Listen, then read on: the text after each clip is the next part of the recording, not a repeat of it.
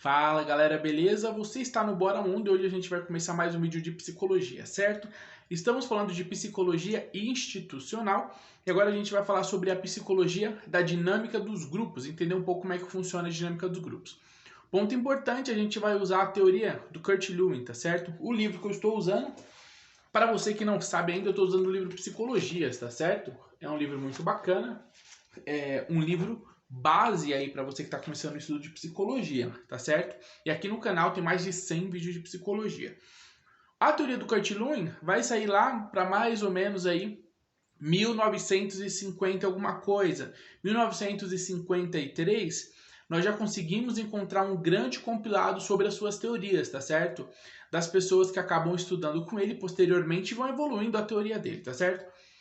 Para efeito de entender como é que funciona e principalmente essas primeiras ideias sobre a psicologia da dinâmica dos grupos, a gente vai pegar o Kurt Lewin, tá certo? Depois eu vou dar indicações mais atuais sobre pesquisas e autores, tá certo?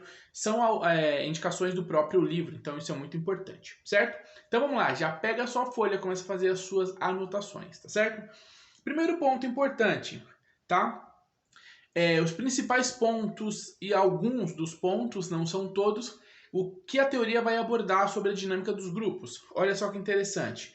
Um ponto, coesão do grupo, tá certo? Tema importantíssimo. Segundo, pressões e padrão de grupo. Um detalhe, tudo isso que eu tô falando agora é o que eu vou falar e desenvolver no vídeo, tá certo? Então fica comigo aqui. Terceiro, motivos individuais e objetivos do grupo, certo? Quarto, liderança e realização do grupo. Quinto, propriedades estruturais do grupo. Esses pontos são importantes porque eles não são todos, mas eles são os principais para a gente entender como é que funciona a dinâmica do grupo. Isso é importantíssimo, tá certo? Porque a primeira coisa que você tem que compreender aqui é que existem os grupos e esses grupos eles têm uma certa dinâmica. O estudo desses grupos tá para entender como é que eles se formam e quem são esses grupos, como é que essas dinâmicas acontecem. E é isso que a gente vai ver de forma resumida aqui, certo? Então vem comigo aqui. Primeiro ponto aqui, né? A gente vê o que a gente percebe e entende que os grupos, tá? Eles são grupos dentro da sociedade e eles são grupos institucionalizados. Eles ou são partes de instituições ou eles são as próprias instituições, tá certo? Então, por exemplo, você tem aí os partidos políticos, são instituições. E você tem os militantes do partido político, tá certo? Eles são grupos das instituições. Perfeito? Então a primeira coisa que nós temos que entender é isso. A sociedade vai fazer com que aconteça e ela é formada por grupos, tá certo? Grupos institucionais, tá certo? Coisas importantes. Existem dois tipos, tá certo? Que nós podemos chamar aí de situações de grupos, tá? A gente tem o seguinte. Quando você se relaciona com um grupo, uma situação vai ser você se relacionar com um grupo do qual você não escolheu. Por exemplo, quando você começa a escola. Então, quando você começa a escola, você foi para a escola, pequeno tem uma sala. Você não escolheu estar nessa sala. Então, vai acontecer uma dinâmica onde você vai participar daquele grupo, que é a sala de aula, você vai interagir com o grupo e você vai interagir de uma determinada forma. Quando você interage e participa de um grupo do qual você não escolheu, a gente vai chamar então de solidariedade mecânica, tá certo? Solidariedade mecânica. Essa solidariedade mecânica é quando você, de uma forma mecânica, vai participar, vai contribuir e vai conviver com aquele grupo, que não é um grupo do qual você escolheu, certo? Nesse tipo de grupo acontece uma coisa muito interessante. A gente vai ver que os grupos muitos deles vão gerar subgrupos, tá? Grupos dentro daqueles grupos principais. Nesse caso aqui, da solidariedade mecânica, vai surgir pequenos grupos, subgrupos, tá certo? Esses subgrupos, eles vão se reunir por outros fatores. Então, por exemplo, você está numa sala de aula, certo? Você está lá, por exemplo, no seu caso, na faculdade. Você está na faculdade, muito legal. Você está ali numa solidariedade, tá certo? Mecânica. Tá todo mundo compartilhando alguns desejos e algumas necessidades, que é fazer o curso, estudar. Então você está ali, certo? Você não escolheu aquele grupo todo. E ali dentro vai se formar as famosas panelinhas, que são esses subgrupos, tá certo? Esses subgrupos, eles vão se formar por outros motivos, geralmente por afinidades, tá certo? Eles vão se formar por afinidades ou por necessidades em comum. Então a gente tem a mesma necessidade, por exemplo, de estudar, só que todo mundo que eu conseguir coletar da mesma região, sei lá, deu um grupo de 6, 7 pessoas. Como nós somos da mesma região, fica interessante nós nos reunirmos para estudar, certo? Então, esse é um objetivo que todos têm, é um desejo comum, a gente vai se reunir. É um certo tipo de afinidade. A gente quer estudar, certo? Estamos na mesma região, certo? Então, por que não nos reunirmos? E aí vai se formar um subgrupo, tá certo? Outra forma, outra dinâmica que vai acontecer é quando a gente vai viver dentro de um grupo do qual nós escolhemos. Esses grupos geralmente são os grupos de amigos, grupos familiares, de certas formas de família. Muitas vezes nós escolhemos partes desses grupos ou escolhemos todo o grupo. O mais comum é escolhermos o grupo de amigos, tá certo? Que carregam grandes afinidades, tá certo? Então, esses grupos de amigos é um outro tipo de grupo que nós escolhemos e a psicologia vai dar o nome desse grupo, de o seguinte, de solidariedade orgânica. Uma coisa orgânica que nós construímos e nós conseguimos estabelecer pelo fator de termos as mesmas afinidades ou muitas afinidades em comum, tá certo? Quer dizer, ao contrário daquele primeiro grupo, que você não escolheu, você vai ter que conviver de uma forma ali solidária. Nesse grupo aqui você vai ver de forma solidária, só que ele foi montado, ele se organiza e ele tem vida devido ao fator de intimidade, de afinidade dos indivíduos, certo? Dois tipos de formas de se construir os grupos, duas formas diferentes que os grupos acontecem, certo? Então isso é importantíssimo. Outro ponto importante é o seguinte: até aqui nós podemos definir como grupo, e olha só que interessante, isso é uma das definições. Se você for estudar especificamente a psicologia dos grupos, você vai ver que existem várias definições. O livro vai abordar uma que é muito importante, tá certo? E é suficiente nesse momento para você entender que é o seguinte: o que é o grupo? O grupo é um todo dinâmico. Isso que é um grupo. Um grupo é um todo dinâmico. Um grupo, então, é um todo, certo? Onde tem os indivíduos participantes desse grupo. Então, isso é um todo e ele também é dinâmico. Um grupo não é uma coisa estática, tá certo? Lembrando, nós não estamos falando de objetos, estamos falando de pessoas. Pessoas são dinâmicas e são vivas. Então, um grupo é dinâmico. O grupo tende a desenvolver alguma coisa, tá? Muito difícil você encontrar um grupo que simplesmente não faz nada. O simples fato daquele grupo se reunir, se organizar e se tornar, de fato, um grupo, já tem algum objetivo, tá certo? Então, isso daqui é importante, essa primeira definição, certo? Vamos para o próximo ponto aí. É o seguinte, esse grupo, ele não é só um grupo que você pode entender como um todo dinâmico, como também ele tem uma outra característica, certo? Que todo grupo tem um objetivo determinado. Esse objetivo determinado, ele pode ter várias características. Ele pode ser um objetivo claro, ele pode ser um objetivo abstrato que o grupo não sabe direito, ou o grupo não se percebe com aquele objetivo, mas o grupo está indo àquele objetivo, certo? Por exemplo, vou dar um exemplo aqui meio tosco, mas é para você entender. Olha que legal. Aí você sai de determinado metrô e você está indo para sua faculdade normalmente. Sai do metrô bonitinho, está indo para a faculdade. E aí tem uma porrada de gente do seu lado, andando ali muito próximo na mesma velocidade e tal. E você vai andar 2 quarteirões. Quando você chega na faculdade, você percebe que aquela galerona que saiu do metrô, boa parte dela está com você e está entrando na faculdade. Ali se formou um grupo que está indo na mesma direção, que tem o mesmo objetivo e eles nem perceberam que eles se formaram em grupos, tá certo? E se locomovem nas mesmas ruas ali.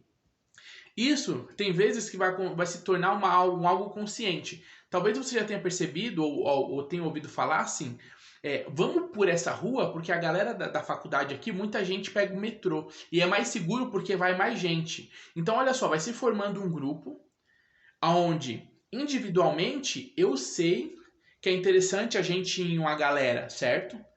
Agora, quando aquele grupo se forma e vai andando, aquele grupo não tem consciência que todos eles estão ali por esse motivo, né? Ou a grande maioria. Então o grupo ele vai se formando com várias consciências, tá certo? Isso é importante.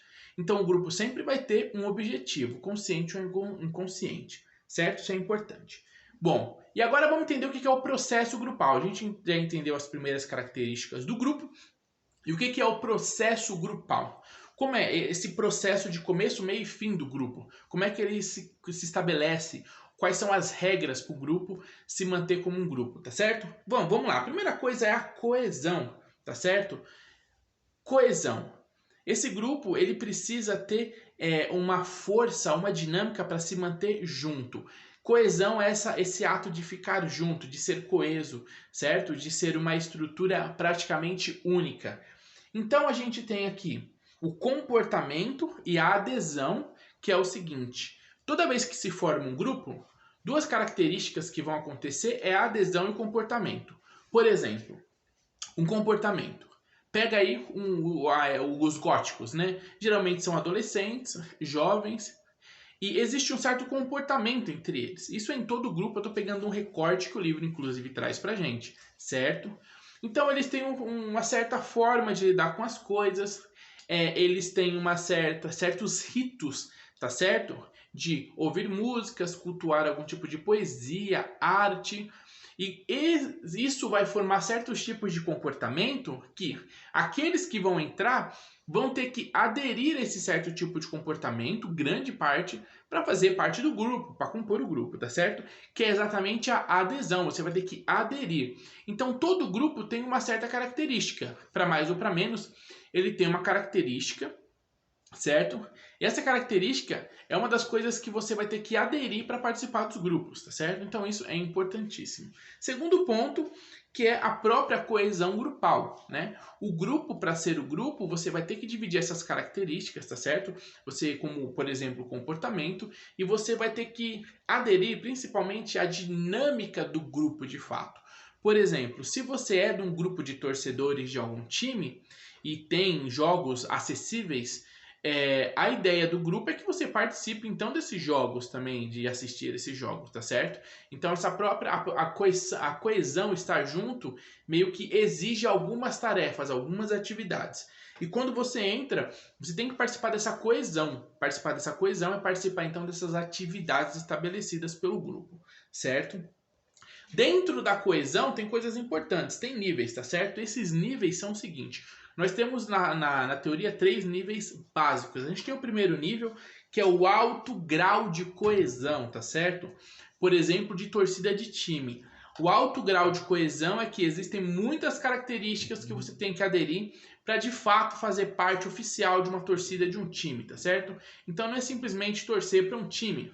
Você fazer parte da torcida geralmente envolve você ter algum tipo de carteirinha, você ter a camiseta do time, você frequentar ambientes onde essa torcida participa, você participar dos movimentos que essa torcida participa. Então existe uma série de rituais que vão fazer com que, para que você esteja engajado, você tem que ter um alto grau de coesão. Médio grau de coesão a gente pode dar, por exemplo, um grupo de jovens de uma igreja, né? A coesão deles não é tanta, é uma coesão básica. Então você tem uma coesão onde existe algo em comum, que eles participam para formar o grupo, só que esse grupo é um grupo que com o tempo pode se desfazer, porque a coesão que existe naquele grupo não exerce uma pressão tão grande para manter aquele grupo coeso, tá certo? Não existe essa grande pressão. Como não existe essa grande pressão, depende muito dos indivíduos, das suas individualidades, esse grupo pode ou tende a se desmanchar, tá certo? Outro exemplo básico interessante é a coesão de baixo grau, tá certo? Como, por exemplo, aí, aqueles grupos de pais nas escolas, tá certo? Reunião de pais onde contam com a presença de vários pais. Aquilo é um grupo, só que é um grupo que tem uma baixa coesão. Tem pai que vai, tem pai que não vai. Não é um grupo que sempre tem os mesmos membros, né? Então, quer dizer, é um grupo que veio, né? Como o livro coloca de uma forma muito legal, ele falou, ó, é o grupo que veio, não é sempre o mesmo grupo, não tem a mesma estrutura. grupo vai mudando. É o grupo que está aqui, é o grupo que veio. É um grupo de baixa coesão, que não tem muita ligação, mas de alguma forma eles acabam formando um certo grupo em algum momento para cumprir algum objetivo.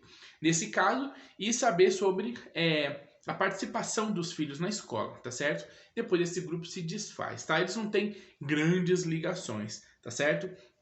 Bom, então essas são três características importantes que são nós temos os grupos. Nesse grupo nós temos um valor muito importante, uma mecânica que é a coesão. Dentro da coesão nós temos graus de coesão, tá certo? Então a gente viu que tem um grau alto de coesão ali, de participação, tem um grau médio e tem o grau baixo, tá certo? Então são exigências feitas pelo grupo que vão fazer com que o grupo seja mais ou menos engajado, coeso, certo? Bom, ponto importante é a fidelidade pela pressão exercida aos novatos. Uma característica importante que vai determinar muitas vezes a coesão do grupo é o quê? É a pressão, tá certo? Que vai ser exercida pelos novatos, esses novatos que vão estar entrando aí. O que isso significa? Dependendo de como o grupo ele se estabelece, de qual é o grau de importância que eles dão aos objetivos, eles vão formar ritos. E esses ritos vão trazer uma certa pressão ao grupo quando participar, ao novato quando entrar. Por exemplo, os góticos. Eu já fui gótico. O que acontece no movimento? Quando você está entrando, uma das piores pressões que tem, e das mais fortes e das mais importantes, é a pressão sobre o quanto que você conhece da cultura e das bandas, porque as bandas elas falam muito sobre a cultura. Então, quanto menos você conhece sobre aquilo, mais pressão você sente. E acontece toda aquela pressão a nível de zoar, a nível de mostrar que você não é capaz, ou de que você não conhece ou não curte de verdade o movimento. Então você tem duas opções, ou você desiste, ou você curte de uma forma muito individual aquilo, fora do grupo, ou você vai entrar no grupo de cabeça. Então isso é uma pressão exercida, tá certo? Por quê? Essa pressão ela serve para manter a concepção central. Essa pressão serve para manter o objetivo, para que o grupo não fique mudando toda hora de cara, de características. Então a ideia é, vamos fazer pressão. Essa pressão é para fazer a pessoa realmente, de fato, aderir aos objetivos principais do grupo, para ela participar realmente daquele grupo, tá certo? Então, essa fidelidade pela pressão, por pressionar, vai formar mais ou menos o grau o grau de coesão dos grupos, tá certo? Quanto mais pressão, mais coesão. Quanto menos pressão, menos coesão. Por quê? Porque a pressão geralmente tende a te trazer para os ritos e as regras do grupo. Quanto menos você tem de pressão, é porque aquele grupo tende a ser mais democrático e tende a fazer a sua participação ser mais livre. Então, menos pressão, tá certo? Tende a ser menos coeso, tá bom? Isso é importante. Próximo ponto, a individualidade do grupo. A individualidade, desculpa, no grupo. Lembrando que você é um indivíduo e você entrou no grupo. Não é porque você entrou no grupo que você perdeu suas características individuais. O que acontece, na verdade, é que uma parte das suas características vão ter que aderir e vão ter que ser adaptadas ao grupo, tá? Por isso que o grupo ele vai causar essa pressão. Dentro dessa pressão vão ter ritos que você vai ter que se adaptar e entender para participar de certa forma, tá? Que isso faz parte da sua individualidade. Você vai pegar parte da sua individualidade e adaptar ao grupo. Como é que fica a sua individualidade? Fica assim, ó, tá certo? Nós temos então aquelas características que são admitidas pelo grupo, tá certo? O grupo vai admitir, por exemplo, olha, eu sou de um time de futebol e eu não vou poder ir no jogo hoje, tá certo? Aliás, melhor, o exemplo da camiseta, né? O grupo admite você não ir com a camiseta no dia do jogo. Ah, não consegui, não deu para passar em casa e para me preparar. Beleza. Isso é uma característica que não afeta o principal objetivo do grupo. Então isso é uma questão menor. Então isso para o grupo não importa. Qual é uma característica que vai afetar o grupo e que isso pode fazer com que você não participe do grupo. É você não ir nos jogos do grupo que você faz parte, por exemplo. Ou você falar que vai mudar de time, mas vai continuar participando daquele grupo porque você gosta. Isso não faz sentido nenhum. Isso ataca o principal objetivo do grupo, que é torcer para aquele time, não para o outro, né? Então, quer dizer, olha só que interessante. Características que os grupos admitem, características que os grupos não admitem. Então, existem essas duas formas, tá certo? Que tem na sua individualidade. Se na sua individualidade existem muitas características que não são compatíveis com o grupo, muito provavelmente você não vai conseguir fazer parte desse grupo. Você não vai aderir ao grupo e o grupo não vai aderir você como participante, tá certo? Outra coisa, os objetivos do grupo, eles vão sempre prevalecer, tá certo? Os objetivos dos grupos vão prevalecer porque os grupos são uma entidade maior do que você de forma individual, tá certo? Então, existem características que são pesadas, que o grupo não admite, certo? Que vão atacar exatamente na onde? Vão atacar exatamente nos objetivos. E os objetivos é a coisa mais importante do grupo. Então, essas características não podem atacar o objetivo principal do grupo, certo? Elas podem ser coisas muito menores, aí elas vão ficar orbitando, vão ficar em volta do grupo de forma tranquila, de forma legal. Agora, se essas características atingirem diretamente o grupo, com certeza ou você vai ter muitos conflitos dentro do grupo, ou você vai ficar fora do grupo, tá certo? Bom, próximo ponto importante que é sobre liderança no grupo, tá certo? Isso é um ponto onde existe um estudo só para isso, sobre lideranças e grupos e lideranças nos grupos e dos grupos, porque é um assunto muito extenso. Aqui ele vai passar simplesmente algumas características importantes, certo? Primeira característica, nós temos 3 tipos de grupos, né? De forma mais geral. Nós temos o grupo que é mais democrático. Esse grupo democrático tende a exigir um líder mais democrático, tá certo? Nós temos outra característica de grupo, que é o grupo sem preocupações, um grupo mais geral. Lembra o grupo de pais que eu dei o exemplo? Esse grupo de pais é um grupo mais despreocupado, que está ali. Esses grupos podem nem ter líderes, tá certo?